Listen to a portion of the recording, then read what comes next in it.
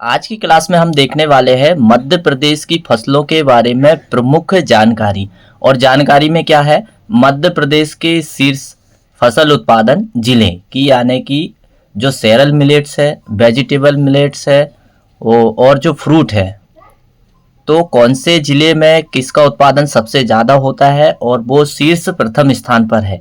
ये सारी जानकारी आज हम इस वीडियो में देखने वाले हैं। नमस्कार दोस्तों, मैं सचिन राय और आपके अपने YouTube channel PAT with Sachin में एक बार फिर से स्वागत है। आज की हमारी क्लास बहुत इंपॉर्टेंट है, आप इसे ज़रूर देखें। और यदि अभी तक आपने चैनल को सब्सक्राइब नहीं किए तो आप ऐसे नए नए अपडेट के लिए सब्सक्राइब जरूर कर लें। तो हमारे सामने एक टेबल दिया हुआ है और उसमें हम देखने वाले हैं मध्य प्रदेश की फसलें, मध्य प्रदेश की फसल या सब्जी, और उनमें देखेंगे हम शीर्ष उत्पादक जिले कि कौन सा मध्य प्रदेश का जिला कौन सी फसल या कौन सी सब्जी के उत्पादन में प्रथम स्थान है।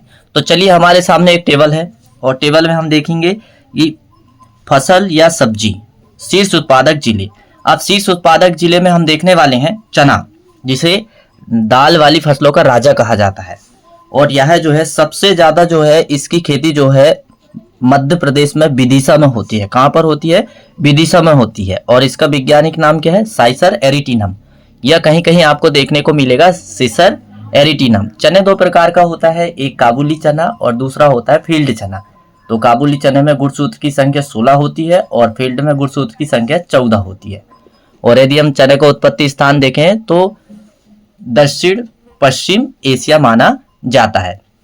तो चलिए हम आगे बढ़ते हैं, अब चावल के बारे में बात कर लेते हैं। चावल का जो वैज्ञानिक नाम है ओराइजा सटाइवा और इसकी फैमिली है ग्रेमनी। और सबसे ज्यादा इसका उत्पादन होता है मध्य प्रदेश में बालाघाट जिला में। कहां पर है? बालाघाट जिला में। फिर इसके बाद में देखते हैं गेहूं। गेहूं जो अन्य वाली फसलों में या अनाज वाली फसलों में या सेरल मिलेट्स में इसका प्रमुख स्थान है। यदि हम विश्व में देखें तो सबसे ज्यादा क्षेत्रफल और उत्पादन इसी फसल का होता है और सबसे ज्यादा खाद्यान्न के रूप में भी इसी अनाज का उपयोग होता है। हाँ, बात आती है एशिया की, तो एशिया में गेहूं का प्रथम स्थान और उत्पादन नहीं है। एशिया में तो धान का है और एशिया की जो खाद्यान्न फसल मुख्यतः कौन सी है? धान की ही मानी जाती है। लेकिन विश्व में प्रथम स्थान गेहूं का माना जाता है। तो गेहूं का वैज्ञानिक नाम तो आपको पता ही होगा, ट्रिटिकम एस्टिवम। और भी बहुत सारी गेहूं है। फैमिली इसकी ग्रेमनी है और गुणसूत्र की संख्या 42 होती है। और हम जो उपयोग करते हैं वो षष्ठ गुणित गेहूं का उपयोग करते हैं। तो चलिए हम आगे देखते हैं अरहर। अरहर का वैज्ञानिक नाम हम देखेंगे तो कैजेनस कजार। फैमिली है लेगमुनेसी। और मध्य प्रदेश में कौन से जिला में सबसे ज्यादा अरहर का उत्पादन होता है? नरसिंहपुर जिला में। और नरसिंहपुर जिला में गन्ने का उत्पादन भी सबसे ज्यादा होता है। यदि मध्य प्रदेश का गन्ना अनुसंधान संस्थान हम देखें तो नरसिंहपुर में ही है। और नरसिंहपुर में एक छोटा सा शहर पड़ता है बोहानी, वहां पर इसका अनुसंधान संस्थान है। अब हम देखने वाले हैं आलू, जिसे हम पोटैटो के नाम से जानते हैं। और यह सब्जी वाली फलों का राजा कहा जाता है। तो मध्य प्रदेश में सबसे ज्यादा इसका उत्पादन कहां पर होता है? इंदौर में। कहां पर होता है? इंदौर में। सोलिनम ट्यूबरोजम। और फैमिली कौन सी है? सोलिनेसी। और यदि हम सब्जियों में देखें तो इसका गुणसूत्र काफी ज्यादा पाया जाता है, 48। इसके गुणसूत्र 2n बराबर 48 पाया जाता है। और आलू एक कंद वाली फसल मानी जाती है और यह पोषक तत्वों की दृष्टि से बहुत भरपूर इसमें पोषक तत्व पाए जाते हैं। अब देखते हैं लहसुन के बारे में। तो सबसे पहले देखते हैं लहसुन के बारे में। अब हम देखने वाले हैं लहसुन। लहसुन को गार्लिक, किसके बारे में देखने वाले हैं? गार्लिक। और इसका वैज्ञानिक नाम क्या है? Allium sativum. क्या है इसका? Allium sativum. और फैमिली कौन सी है लहसुन की? जो है एलिएसी या एमेरिलिडेसी। और गुणसूत्र की संख्या लहसुन में 18 पाई जाती है। और मध्य प्रदेश में लहसुन उत्पादन में जो है प्रथम जिला कौन सा आता है? रतलाम में। यानी कि मध्य प्रदेश में सबसे ज्यादा लहसुन का उत्पादन कहां पर होता है? रतलाम में। और औषधि से भरपूर एक ये सल्क माना जाता है और मसालों में इसका मुख्य स्थान है। अब हम देखने वाले हैं धनिया। धनिया सबसे ज्यादा जो है मध्य प्रदेश में कौन से जिले में होता है? गुना में होता है। और धनिया का वैज्ञानिक नाम क्या है? कोरिएंडर। और मसालों में इसका प्रमुख स्थान है। अब देखते हैं प्याज। तो प्याज का जो प्याज का सबसे ज्यादा उत्पादन मध्य प्रदेश में कहाँ पर होता है? खंडवा में। कहाँ पर होता है? खंडवा में। और प्याज का वैज्ञानिक नाम क्या है? एलियम सीफा। और फैमिली क्या है? एमेरिलिडेसी। और गुणसूत्र की संख्या क्या पाई जाती है इसमें? 18 पाई जाती है। और यदि हम देखें तो प्याज जो है मसाला वाली फसलों में प्रमुख स्थान इसका माना जाता है। और इसमें जो है विटामिन सी की कमी पाई जाती है। इसकी प्रकृति जो होती है स्वास्थ्य के लिए ठंडी होती है और यह ठंडक प्रदान करती है। अब हम देखते हैं मिर्च। तो मध्य प्रदेश में मिर्च का सबसे ज्यादा उत्पादन कहाँ पर होता है? बड़वानी में। कहाँ पर होता है? बड़वानी में। और यदि हम मिर्च के बारे में हम थोड़ी सी बात करें तो मिर्च का वैज्ञानिक नाम क्या है? Capsicum annuum. ये मसाले वाली मिर्ची का नाम है। और कैप्सिकम फ्रूटेंस ये जो है सब्जी वाली मिर्च यानी शिमला मिर्च का वैज्ञानिक नाम है। और दोनों मिर्ची जो है सोलेनेसी कुल की है।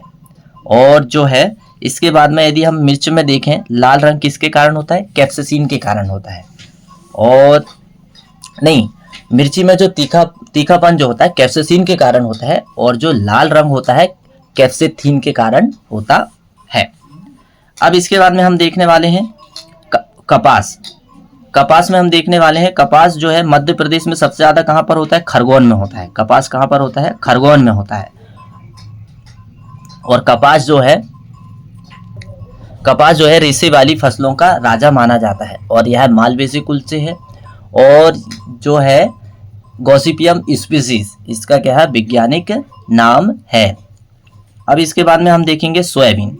सोयाबीन का सबसे ज्यादा उत्पादन मध्य प्रदेश में किस जिले में होता है? उज्जैन में होता है। कहाँ पर होता है? उज्जैन में। सोयाबीन सबसे ज्यादा मध्य प्रदेश में कहाँ उत्पादन होता है? उज्जैन में। और सोयाबीन जो है प्रोटीन से भरपूर प्रोटीन का एक अच्छा स्रोत माना जाता है। इसमें 38 से लेकर 42% तक प्रोटीन पाया जाता है। लेकिन पेपर की दृष्टि से सही क्या माना जाएगा? पेपर की दृष्टि से हमेशा जो है 40% प्रोटीन सही माना जाता है। और यह जो है तिलहन और दलहन दोनों फसल मानी जाती है। और इससे बहुत सारा सोयाबीन चूर्ण बनता है, सोया पाउडर बनता है, बहुत सारे इससे जो है पदार्थ तैयार किए जाते हैं। और यह लेगमुनेसी कुल का एक पौधा है या लेगमुनेसी कुल की फसल है। तो सोयाबीन के बारे में हमने देखे। अब हम देखेंगे अफीम। अफीम जो है अफीम का सबसे ज्यादा उत्पादन मंदसौर में होता है। कहां पर होता है? मंदसौर में। और अफीम का वैज्ञानिक नाम क्या है? एपियम पॉपी। और जो इससे क्या निकलता है? मेडिसिन मॉर्फिन निकलता है। मॉर्फिन का जो इंजेक्शन जो है जब सर्जरी करते हैं तो इसी का इंजेक्शन दिया जाता है बेहोश करने के लिए, ताकि सर्जरी आसानी से हो सके। फिर इसके बाद में हम देखेंगे गांजा। तो गांजा का सबसे ज्यादा उत्पादन कहाँ पर होता है? मध्य प्रदेश में खंडवा में होता है। कहाँ पर होता है? खंडवा में। तो अभी तक की जानकारी आपको कैसी लगी आप कमेंट्स करके जरूर बताइए। और यदि मेरा वीडियो पसंद आता है और यदि आप पहली बार मेरे चैनल में विजिट कर रहे हैं तो ऐसे एग्रीकल्चर के नए अपडेट के लिए आप चैनल को बिल्कुल सब्सक्राइब कर लीजिए, क्योंकि यहाँ पर जो है मॉर्निंग में 7 बजे और इवनिंग में 7 बजे ये 2 टाइम है आपको नए एग्रीकल्चर के अपडेट की जानकारी का। तो बिल्कुल ये 2 टाइम में ही मैं वीडियो को अपलोड करता हूँ। तो बिल्कुल निश्चित ही आपको दोनों टाइम में आपको बिल्कुल नए कृषि से संबंधित जानकारी मिलेगी। और चाहे एग्रीकल्चर का एग्ज़ाम छोटा हो या बड़ा हो, आपको बिल्कुल यहाँ पर सटीक जानकारी मिलेगी। तो आप मेरे चैनल को सब्सक्राइब जरूर कर लें। चलिए हम आगे देखते हैं और फसलों के बारे। अब देखेंगे सरसों। तो सरसों का सबसे ज़्यादा उत्पादन मध्य प्रदेश में कौन से जिले में होता है? मुरैना में होता है। किस में होता है? मुरैना में होता है। और यह एक कुर्सीफेरी कुल का सदस्य माना जाता है और इसमें यह जो है एक तिल वाली फसल है। अब हम देखेंगे अलसी का सबसे ज्यादा उत्पादन मध्य प्रदेश में कहां पर होता है? रीवा। कहां पर होता है? रीवा में होता है सबसे ज्यादा उत्पादन। और अलसी भी एक तिलहन फसल है। इसका वैज्ञानिक नाम क्या है? लाइनम यूसीटेटेसियम। और फैमिली है लिनेसी या लाइनेसी, फैमिली है लाइनेसी। अब इसके बाद में हम देखते हैं मूंगफली का मध्य प्रदेश में सबसे ज्यादा उत्पादन कहां पर होता है? शिवपुरी में होता है। कहां पर होता है? शिवपुरी में होता है। और मूंगफली को ग्राउंड नट के नाम से जाना जाता है। और इसका वैज्ञानिक नाम क्या है? एरकिस हाइपोजिया। और फैमिली है लेगुमिनेसी। और ये जो है तिलहन वाली फसलों में मुख्य स्थान रखता है। यदि हम भारत में तिलहन वाली फसलें देखें तो इसका मुख्य स्थान माना जाता है। और इसमें जो है यदि हम देखें तो तेल की मात्रा जो है 45% पाई जाती है और प्रोटीन की मात्रा हम देखें तो 26% पाए जाती है। और मुख्यतः इसमें एक क्रिया होती है मूंगफली में पौधे के समय जब हम इसकी खेती करते हैं तो इसमें पौधे में एक क्रिया होती है जैसे पैगिंग कहते हैं। तो पैगिंग मुख्यतः मूंगफली में ही होती है। ये काफी बार पूछा जाता है कि पैगिंग की क्रिया कौन सी फसल में होती है, तो पैगिंग की क्रिया मूंगफली की फसल में होती है। तो आपको ये बहुत महत्वपूर्ण जानकारी आपके लिए ये है।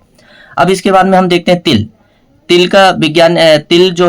तिल का सबसे ज्यादा उत्पादन कहाँ पर होता है? सीधी में होता है। तो मध्य प्रदेश में कौन से जिले में तिल का उत्पादन सबसे ज्यादा होता है? सीधी में होता है। फिर इसके बाद में ज्वार का उत्पादन सबसे ज्यादा मध्य प्रदेश में कहां पर होता है? खरगोन में। कहां पर होता है? खरगोन में। और यदि हम मक्के का उत्पादन सबसे ज्यादा देखें तो भली भांति आपको सभी को पता है कि मक्के का उत्पादन सबसे ज्यादा जो है मध्य प्रदेश का छिंदवाड़ा जिला में होता है। और इसका नाम क्या है? जिया मेज।